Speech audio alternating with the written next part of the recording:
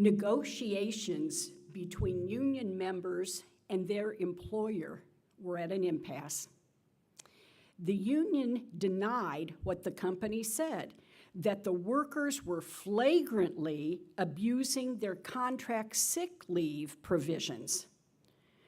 Well, one morning at the bargaining table, the company's chief negotiator held aloft a copy of the morning's newspaper.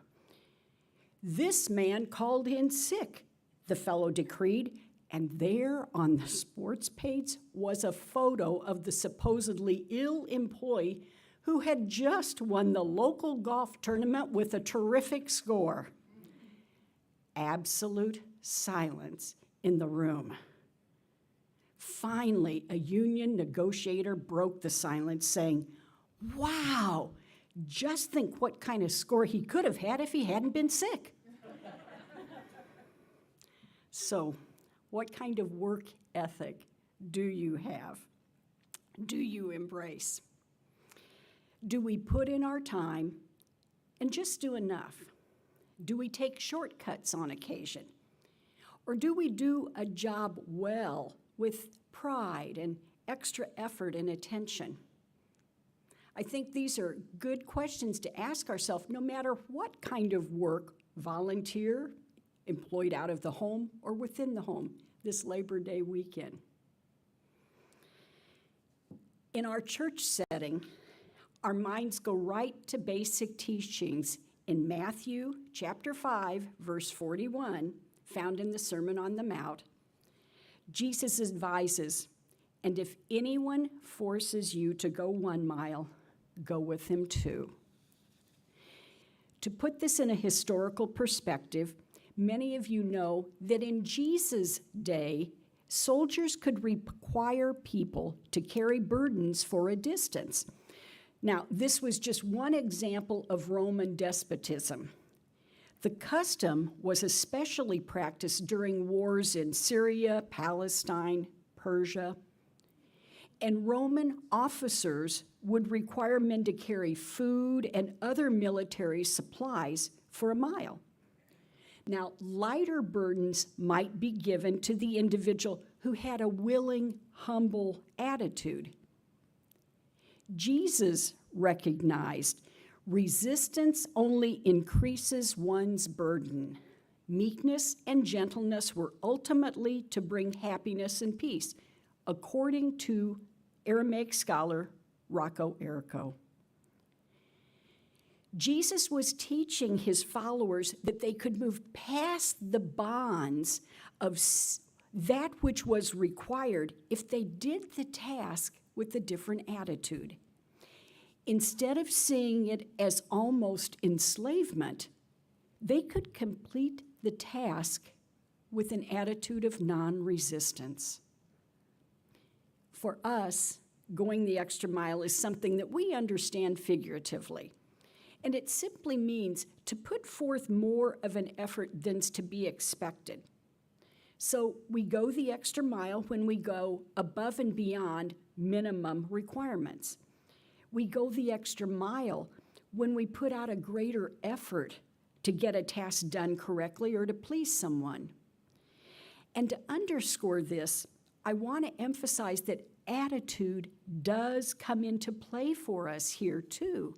Because if you pick up your dictionary and you look at the definition, we're reminded that attitude is a settled feeling or thinking about someone or something, but it's reflected in our behavior often.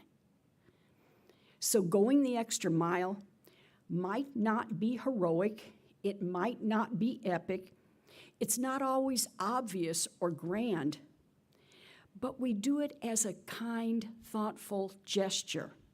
We do it with respect and with a loving attitude. And it helps to craft our life. Think of Unity's third principle. We create our life experience through our way of thinking.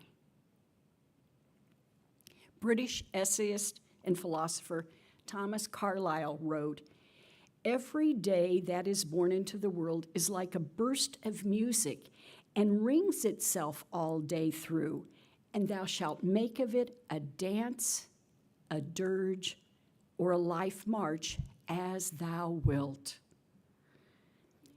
As we meet and exceed our personal goals and objectives, or the expectations of others, the quality of life that we live along the way is something we determine personally ourselves.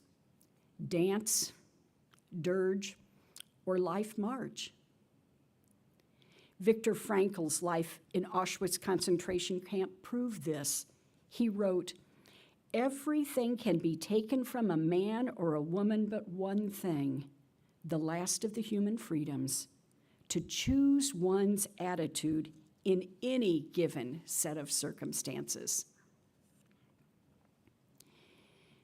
Many years ago, an older woman was strolling through a Pittsburgh department store. Now, she was obviously just browsing, and she passed counter after counter without any clerk approaching her. All the salespeople had decided that she really didn't have any intention of buying, and so they made it a point to be otherwise engaged when she would stop at their counter. Finally, the lady came to a counter that was staffed by a young clerk who politely asked her if he could help her. "No," she replied, "really, I'm just spending time waiting for the rain to stop so I can go home." "Very well, ma'am," he said with a smile, "but can I bring you a chair to have a seat?" And he brought it for her without even waiting for an answer. After the rain let up, the young man offered the senior his arm, and he escorted her to the door of the store. As she left, she asked him for his card. Several months later, the owner of the store received a letter asking that young sales clerk be sent to Scotland to take an order for some home furnishings. The owner of the store wrote back and said that he was sorry, but this young man did not even work in the home furnishing department, but he sure would be happy to send an experienced person, in quotes, to do the job. Back came the reply that no one would do but that particular young man. And the letter was signed by Andrew Carnegie.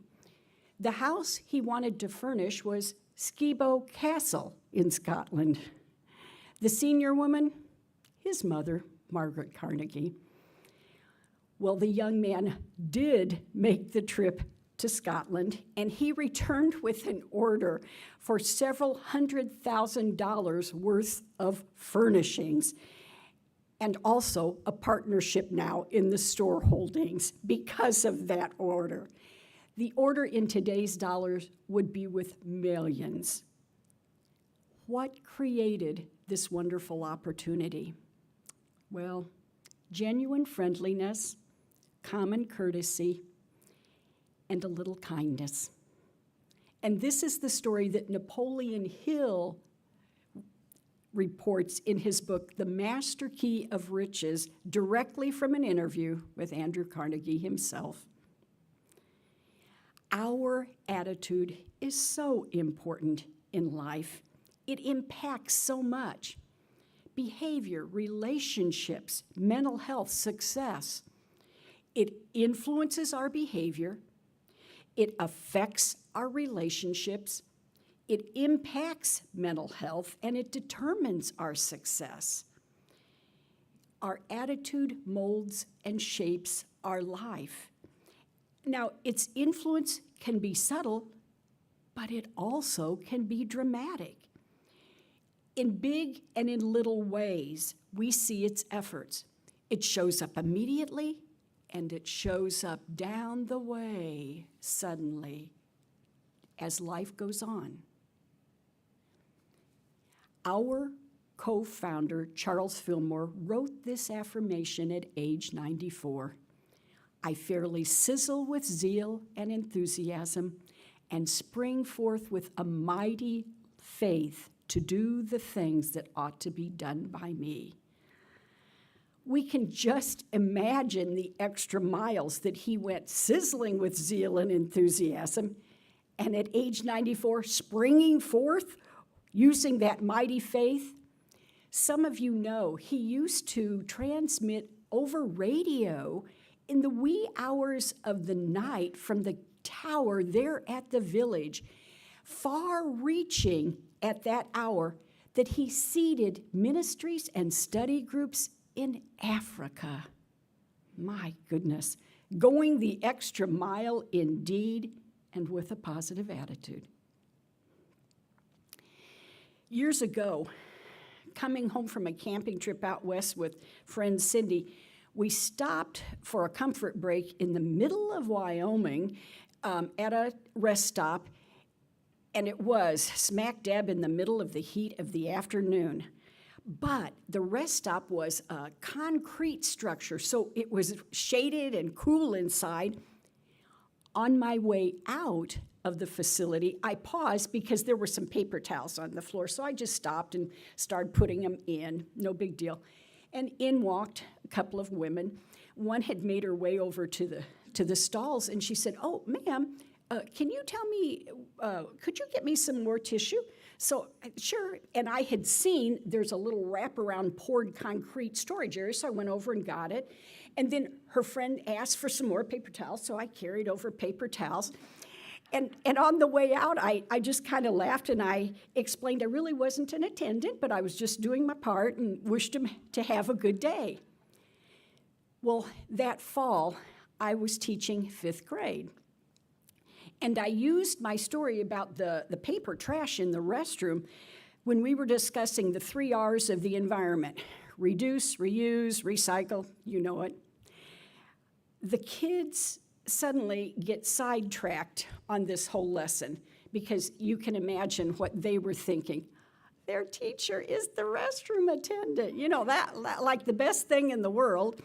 Okay, but how interesting. From that point on, word spread, because the other 5th grade too then, we had kids self-reporting in the morning and at lunch about picking up trash, or they come back a little bit late from the restroom because they were picking up trash. Now, I know I taught fractions, parts of speech, creative writing. I taught poetry.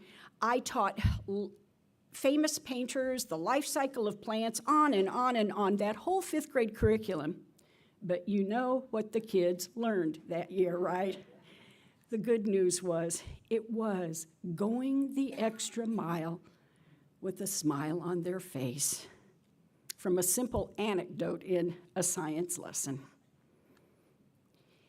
As we consider some of these ideas today, we all realize that we can improve our area of attitude, and then life changes.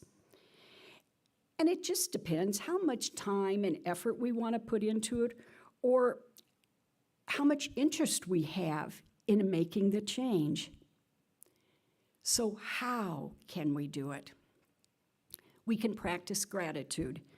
Studies show that our sleep improves, that our mood improves, and that even chronic pain is reduced. So whether you choose to record your gratefuls, as daughter Zemi called them when she was 4, or you decide just to go to bed and list 3 each evening, consider beginning. And then something that came up in 9 o'clock class this morning, minding our self-talk. We talked about forgiving ourselves, but the self-talk builds up. So we want to monitor the tone that we use and the words that we use. We can replace negative thoughts with positive statements, and best to have one at the ready, because that comes up more often to the day than what we realize. So a go-to personal affirmation, maybe, I am a child of God, or I am getting better every day. I am likable. I am light, life, power. Whatever works for you, tuck it in your pocket. Maybe identify a positive influence. Who do we know that has an optimistic attitude, that exudes positive energy? Can we spend more time with them? Or can we emulate how they live their life as we are ourselves in our own life? And then be mindful that there are points in life we might want to actually ask for help. Maybe talking to a friend might get us through a rough emotional or mental time, or maybe actually seeking professional help might be appropriate. But what is appropriate, no matter where we are, is getting out of a stuck place in mind. We have so many examples of going the extra mile with a wonderful attitude sitting right here today. The person that greets each individual that walks into the room by name.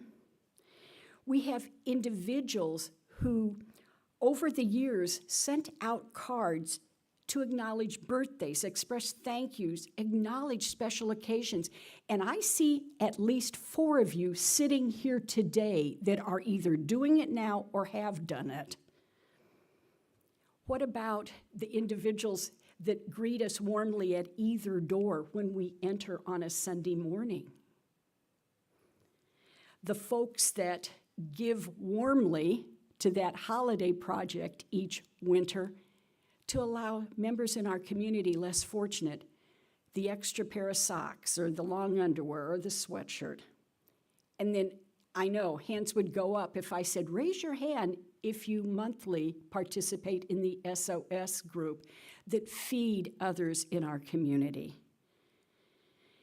And more recently, we've had a rush of volunteers that support our office manager as we continue to tweak her working remotely. And there's so many more that we've now added that slide toward the end of our service so that we can thank someone and let folks know about a job well done that may even be out of sight, maybe we never knew about. There's a piece by Jesse B. Rittenhouse, literary critic and poet, that applies to these considerations today. It goes, I walked a mile along life's way with someone I knew the other day. The path was dreary, rough and steep, thorns by the way, crevices deep. For I walked with him against my will, and grudged the time I could spare so ill. For I had places to go, other things to do. I had books to read, a garden to weed, 1,000 things which cried of need. It was busy, hurried too. Then I went another mile, for he, I somehow felt, had need of me. And the path grew smoother, less steep the hill, for now I walked of my own free will. Thank God I walked that second mile, for I learned to love my friend the while. When we put more of an effort than is expected, when we go beyond and past minimum requirements and do all this with the graciousness of the heart that Jack Kornfield talks about, life becomes richer and more rewarding. And surprisingly, over time, we develop patience. We become more optimistic.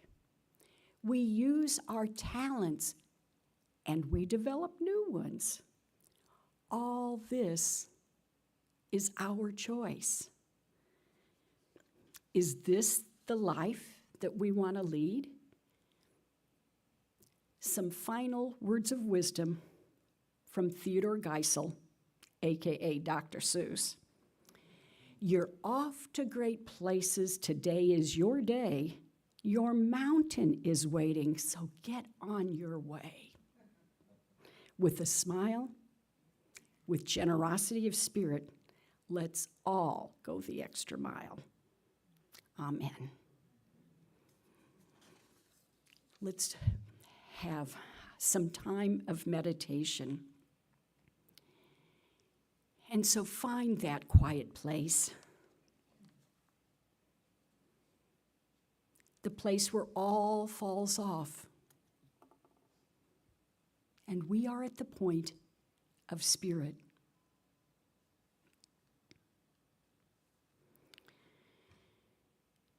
In this quiet place, from a consciousness of integrity,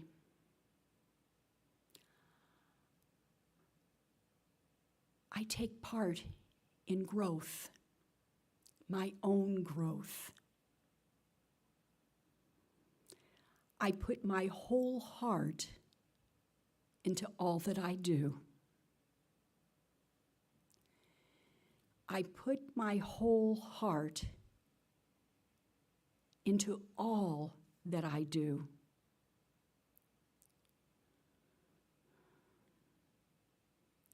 I try new things. I stretch myself. I step out into life with a vision of good unfolding.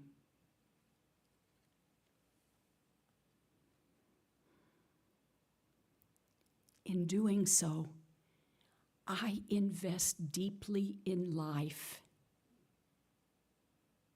in my own living, in the life of others, in the natural world, all through my positive attitude and my intention. And I trust in the goodness of God to allow this to unfold.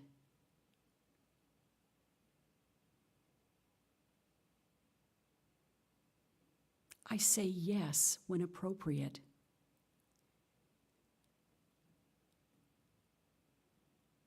Yes.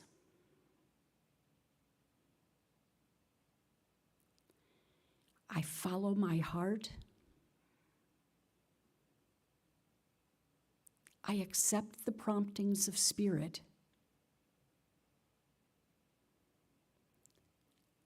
I put my whole heart into everything I do.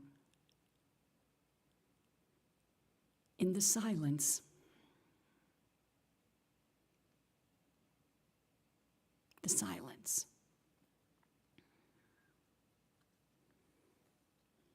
Silence.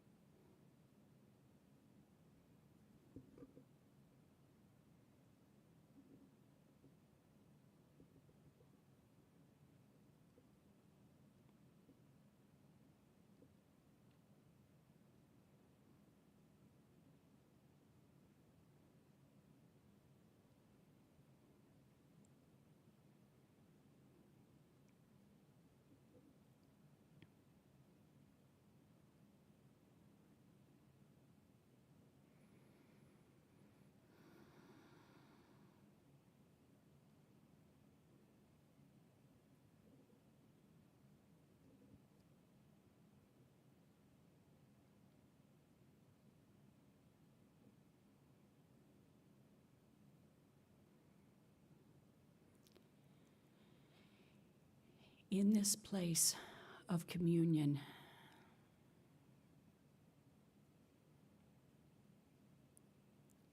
from a point of harmony,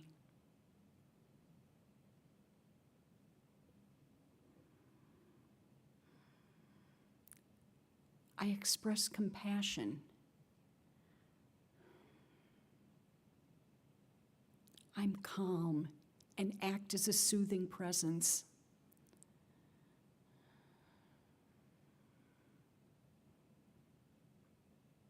I am loving to myself, and I am loving to others.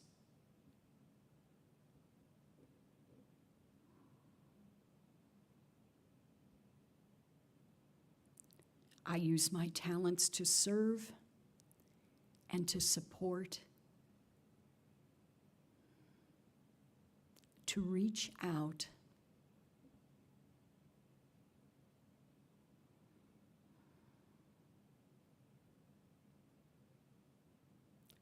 I go further than expected with renewed energy and calm.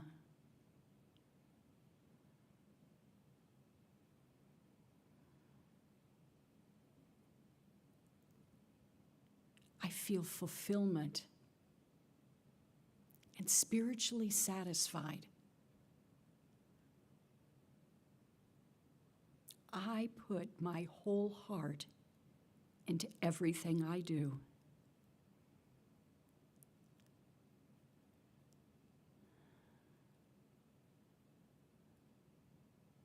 I bless my world, and in doing so, I am blessed in return.